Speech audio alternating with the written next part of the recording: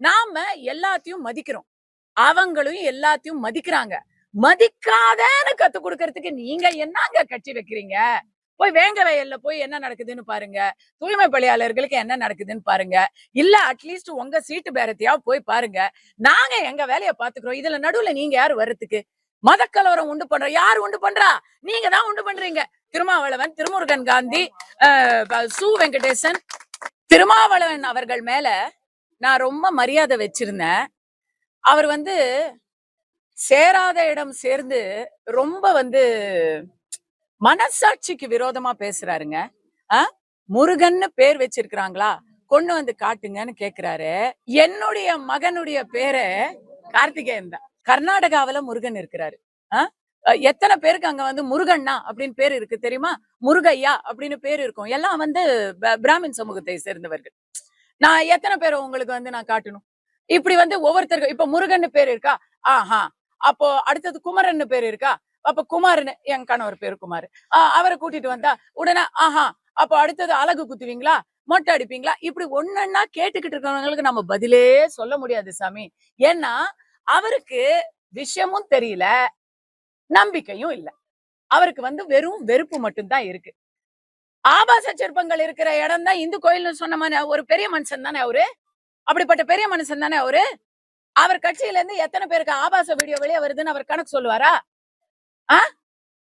வேங்கை வயல்ல நாரிக்கிட்டு இருக்கு. இன்னும் அங்க போகல.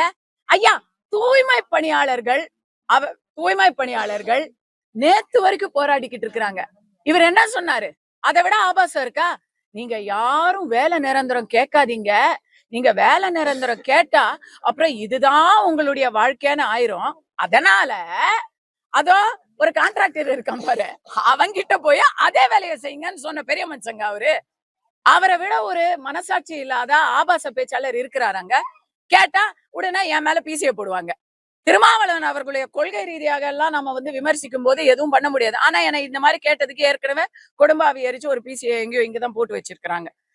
இதுக்கெல்லாம் நம்ம என்ன, இதை விட கொடுமை திருமுருகன் காந்தி. நீங்கெல்லாம் கவிச்சு சாப்பிடுறது இல்லையா? அப்ப முருகன் என்ன செய்வமா? இப்படி எல்லாம் ஹலோ, நீங்க என்ன ஆபீஸுக்கு போற மாதிரி அதே உடையில தான் நீங்க தியேட்டருக்கு போவீங்களா?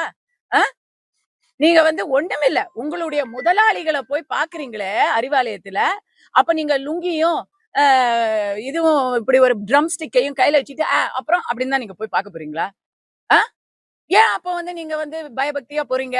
உங்களுக்கு அவங்கள பார்த்தா பக்தி வருதுங்க, எங்களுக்கு என் பெருமான் முருகனை பார்த்தா பக்தி வருதுங்க. கவிச்சு எங்க சாப்பிடணும்னு எங்களுக்கும் தெரியும்.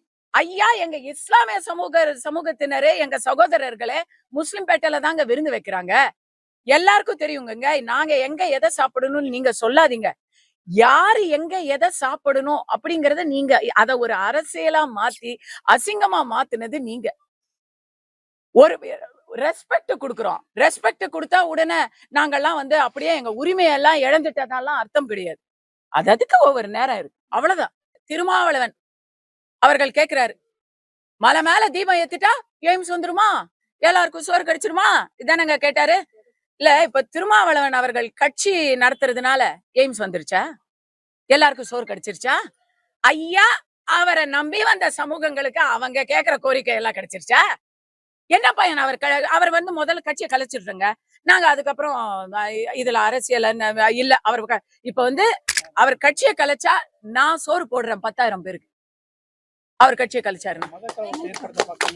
நாம எல்லாத்தையும் மதிக்கிறோம், அவங்களும் எல்லாத்தையும் மதிக்கிறாங்க.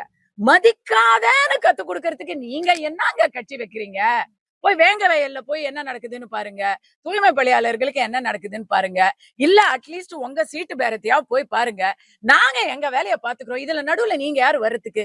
மதக்கலவரம் உண்டு பண்ற யாரு உண்டு பண்றா? நீங்க தான் உண்டு பண்றீங்க.